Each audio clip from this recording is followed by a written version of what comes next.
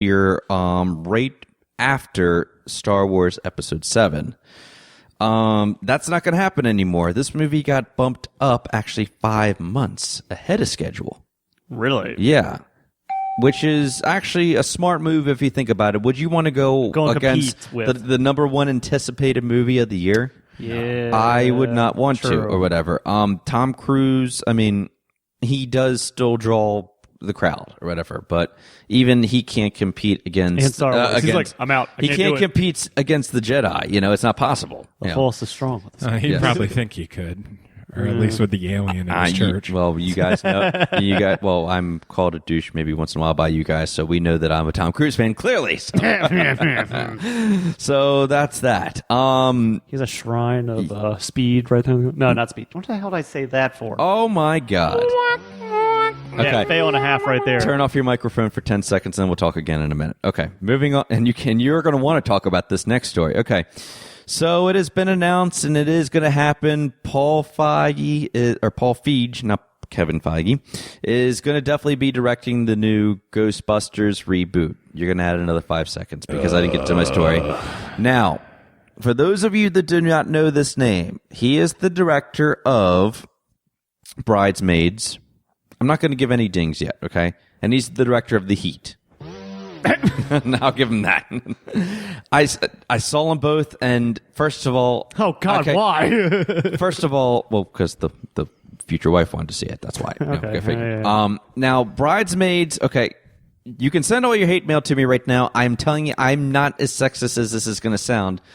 Bridesmaids was a female hangover movie. They just copy and paste exactly it. What it was. It was funny and really damn funny in parts. But they just copy and pasted. That's all they did. It had funny parts, and once again, I had high expectations by the time I saw it. I'm like, really? It was copy and paste. That's all they did. It was like it had some good parts or whatever, but I mean, it's just like you want to see better quality out of it. It's like, you're really just going to redo? Come on. Well, we might be getting another redo of that, though, Bradley. Yeah, but I'm not surprised. There's more. So, by the way, Paul Feig actually went on and he announced this on Twitter that he is working with Sony, of course. We already knew this, but he has announced the cast, and Kristen Wiig will be in the lead. Mm-hmm. I like Kristen Wiig. She's funny, but I mean, I don't, we'll get to that in a second. All right. Leslie Jones from Saturday Night Live and Kate McKinnon. And my least favorite of there. Yeah, Melissa Carney, we're talking about you, baby. She's playing Slimer, right? Yeah, actually, I saw that on one of the message boards. No, you're not the first one to think that, but no. Great minds think alike. It gets better, though, okay? So first, let me get this out of the way here, okay? When Bill Murray and Harold Ramis ended up doing the first Ghostbusters, okay, we knew that, it was kind of the crowd from Saturday Night Live and would eventually be kind of National Lampoons or whatever. Yeah. No? Yeah. Harold Ramis was involved with National Lampoons, I believe. Back in the day? Google that, actually, Bradley, if you get a chance, or somebody want to Google that. Anyway, he was the one who would go on, he's a very funny guy. He was the one who ended up, doing all that kind of stuff. Those guys came from Saturday Night Live. I see a trend here, Saturday Night Live, okay, that's fine. Saturday Night Live back in its day was hilarious or whatever. Maybe not today. Horrible crowd now. And horrible today. And you had Bill Murray and Harold Ramis also doing the movie Stripes, and they eventually ended up doing those kind of movies. They collaborated, and that's fine. I see that trend also here, too. My problem with this is that I got a lot of issues with this, and like I said, I don't want to be sexist about it. It's a female cast, okay? But it's fine. Copy and paste again. But it's going to be a copy and paste of Bridesmaids. That's my issue with it, okay? It's going to be just copy and paste of Bridesmaids, but instead going to be Ghostbusters. And it's the shtick, Melissa McCartney's shtick of falling over and just the whole whatever, I'm big and I'm falling over, yeah. I'm Slimer, and yeah, it's just, it got old a long time ago, and I don't want to see that again. I really don't. I'm looking at this cast, and I'm already having like nightmare visions that of somebody sitting on you. No, her rolling down Central Avenue on top of me. No, I've got really bad fears that it's going to be something hokey like the daughters of the original. No. They've made it a little bit more interesting. I'm trying to see if I can find it real here about. But it's going to be like, oh, there's the token black guy. There's the token black girl. Yeah, it's going to be like the cliche, sense. It's like reused, rehashed. It's like, come on. No, they're trying to make it put an interesting spin on it, where they were like the whole reality ghost thing in a way, though, too. Then they were working at Columbia, I think it was Columbia or whatever it was called. And the two of them went their own way, and one's doing ghost busting in a way or whatever, analyzing or whatever. Now, here's the other thing about this. Here's the other interesting part about this. There's talk that Bill Murray is going to come back, but for a different part, more of like the whole Walter Peck kind of thing or whatever, kind of how he was working for the EPA. Maybe him doing that part, or even Peter Dinklage, doing something in there too. Now, midgets always make the movies better. I'm just saying. Yes. Now, as long as he doesn't phone it in. I don't want to spend too much time on this, but I just want to say that people are really, really mad right now with Bill Murray because it took so long to try and get Ghostbusters 3 off, and rolling or whatever. And he didn't want to do it. But he would come back and do something like this, though, too. So, and he has that reputation, from what I understand, that he can be kind of a dick to work with, maybe. And if you didn't want to work on any of these Ghostbusters with the original cast while Harold Ramis was alive, rest in peace, why would you come back and do something like this? I don't understand that. Money had been involved somehow, or a deal contract. And he's also the one that was praising Kristen Wiig and Melissa McCarthy, saying they would be perfect for these roles. I just don't see it. Some deal went down behind closed doors. I don't know. I have no problem with a reboot or remake, but I have a problem when it's going to be the same kind of comedy that we've seen before in the last 3 or 4 years. Because the thing that worked so well about those first two movies was it was that really kind of lowbrow, like subtle joke here or there. A subtle joke, but the chemistry worked between the characters. That's a big-ass Twinkie. Just the random little things. And maybe there will be chemistry here. Maybe this, they're not... All right, switch me on. Yeah. Then they all move to the side. It just, the subtle things. I don't know.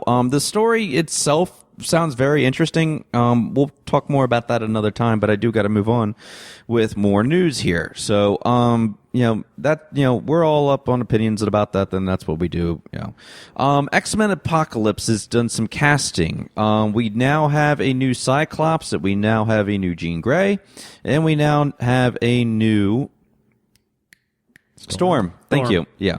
So these actors are going to be no-namers to most of you guys, but the one kid, and I say kid, his name is Ty Sheridan. He was the actor in Mud along with Matthew McConaughey. He was the kid in there. He's going to be playing Cyclops, a.k.a. Scott Summers. Sophie Turner, Game of Thrones, will be starring as young Jean Grey.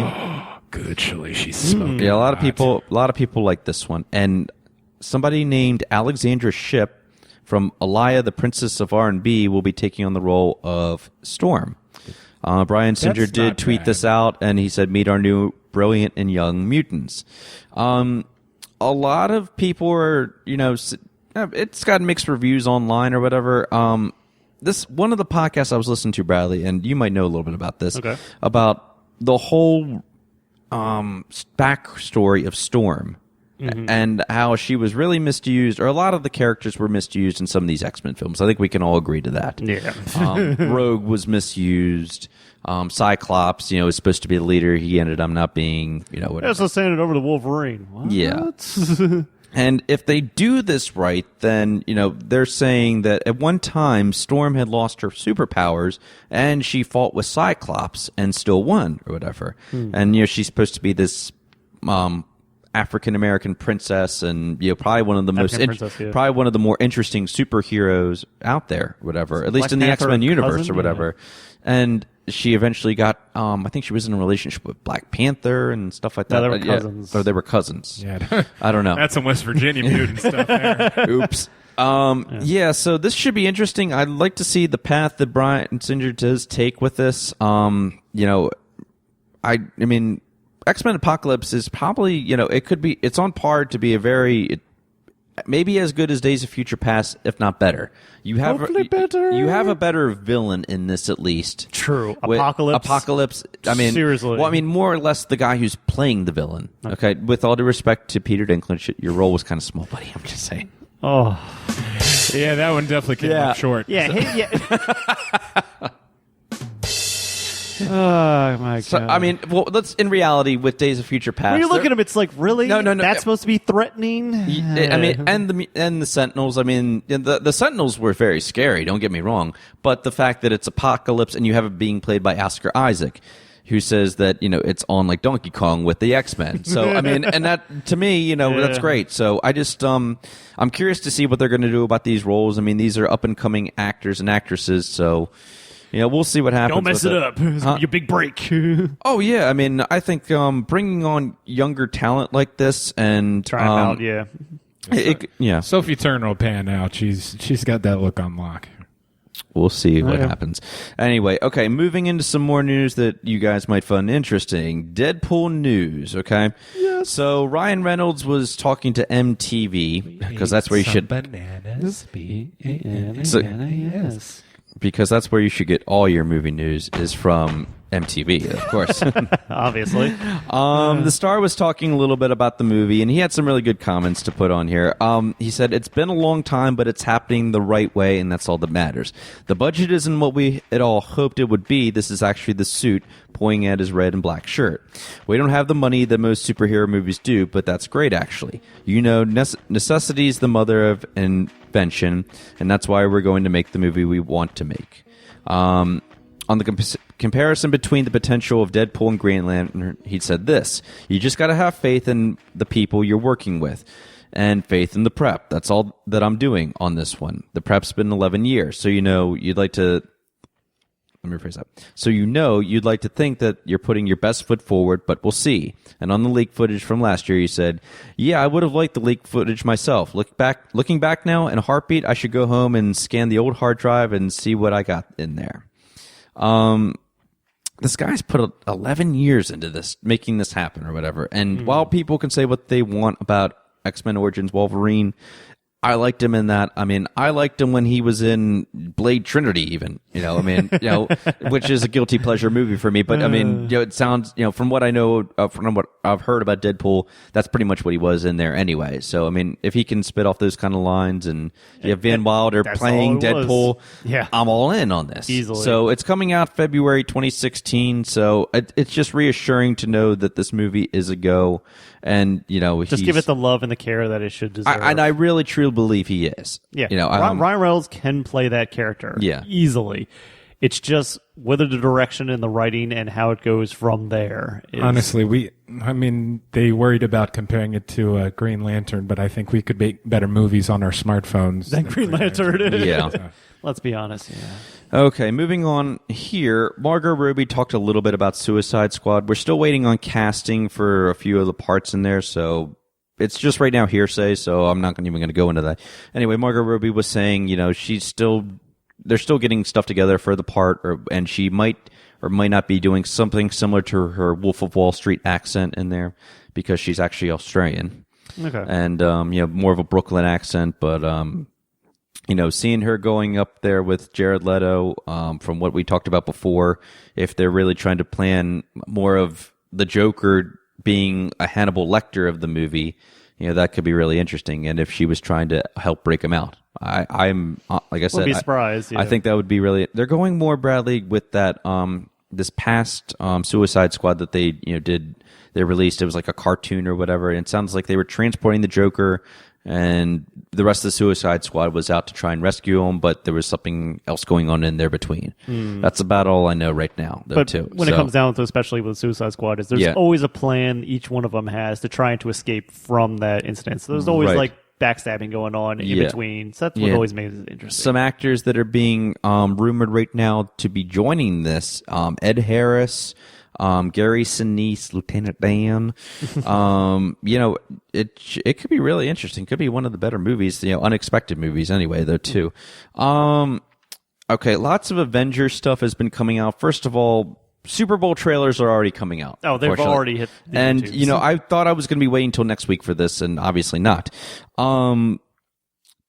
This trailer, I don't know. It's more of just like a little TV spot. It's the same. It's recycled footage, is what it is, or whatever.